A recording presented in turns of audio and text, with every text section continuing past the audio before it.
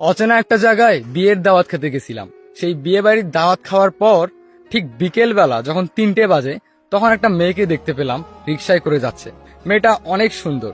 তো ফাইজলামো করতে করতে একটা ফ্রেন্ড সহ মেয়েটার পিছু নেওয়া শুরু করলাম। বিয়ে বাড়িতে খাওয়া দাওয়া তো শেষ, বিয়ে তো একদম সেই রাত 9টার সময় যাব। ঠিক আছে, এই সময়টা কি করি, অচেনা জায়গা চিনিও না, চলো না মেয়েটার পিছু নেওয়া যাক। মেয়েটা তো সুন্দর, প্রপোজ করে দেখবো যদি অ্যাকসেপ্ট করে। তো যাই হোক, তারপরে মেয়েটা রিক্সায় করে যাচ্ছে, আমি আর আমার ওই বন্ধুটা আরেকটা রিক্সা নিলাম, নিয়ে রিক্সাওয়ালাকে বললাম ওই রিক্সাটাকে ফলো করো। তারপরে যাওয়া শুরু করলাম।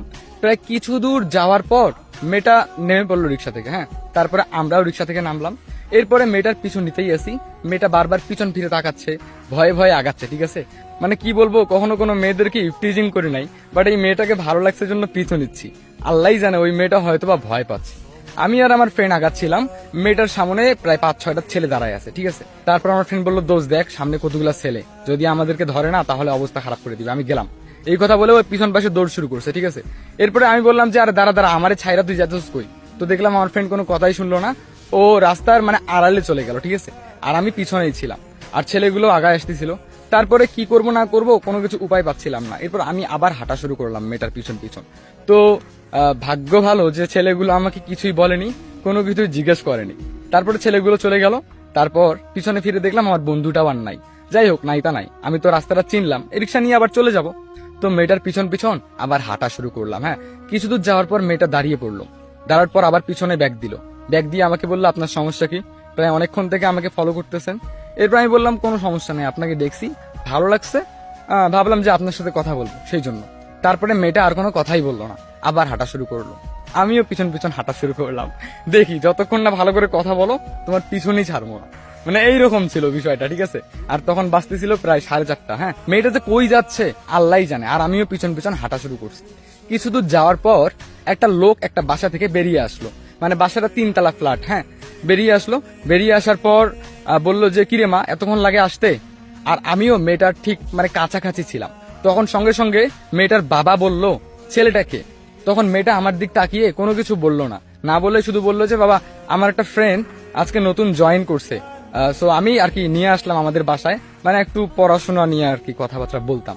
তখন তার বাবা বললো ও আচ্ছা বাবা ঠিক আছে ঠিক আছে, আসো সমস্যা নেই, তুমি নতুন জয়েন হইছো? আমি কোনো কিছু না বুঝে বললাম যে হ্যাঁ। এরপরে মেয়েটা বললো যে আসো।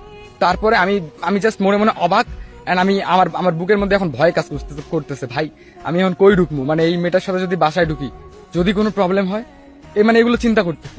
এরপরে আবার ভাবলাম যে না, প্রবলেম হলে হোক গা, মেয়েটাকে ভালো লাগছে, মেয়েটাকে আমার লাগবেই। তো তারপরে বাসায় ঢুকে পড়লাম। কলিং বেল বাজাতেই আমি জিজ্ঞেস করলাম যে আপনি এটা কার বাসায় আনলেন? তখন বলল নিচে যাকে দেখলেন উনি আমার বাবা, আর এটা হচ্ছে আমাদের বাসা, 3তলা ফ্ল্যাটটাই পুরোটাই আমাদের। আমি বললাম যে ও আচ্ছা, কিন্তু আপনি আমাকে এইভাবে পরিচয় দিয়ে নিয়ে আসলেন কেন? আমি তো আপনার সাথে জাস্ট একটু কথা বলতে চেয়েছিলাম। তখন সে বলল চুপচাপ থাকুন। এরপরে একটা আন্টি এসে দরজা খুললো, সালাম দিলাম। আন্টিকে বললো যে আম্মু আমার ফ্রেন্ড হয়, মানে এই কথা বললো ওর মাকে। ঠিক আছে, তারপরে আমরা ভিতরে ঢুকলাম।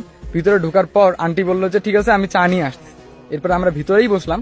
বসার পর সে বই কলম খাতা আমার সামনে দিল, দেওয়ার পর আমাকে বললো যে একটু অ্যাক্টিং করেন, আমাকে পড়াশোনা বুঝানোর, বাট তা না হলে আমার বাবা মা আপনাকে মাইরা একদম শেষ করে ফেলবে। এরপর আমি বললাম যে ঠিক আছে সেটা না হয় করলাম, কিন্তু আপনার প্ল্যান কি, আপনি আমাকে এইভাবে বাসায় কেন ঢুকালেন? তো তারপরে আমি বললাম যে একটা কথা বলবো, আপনার কি বয়ফ্রেন্ড আছে? আপনি কোন ক্লাসে পড়েন? মানে অনেক প্রশ্ন করলাম, সে কোনোটারই উত্তর দিল না।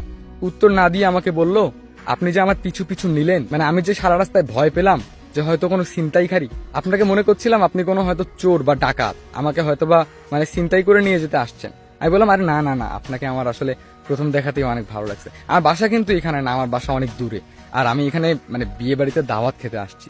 তখন সে বললো আচ্ছা। এরপর আমি বললাম যে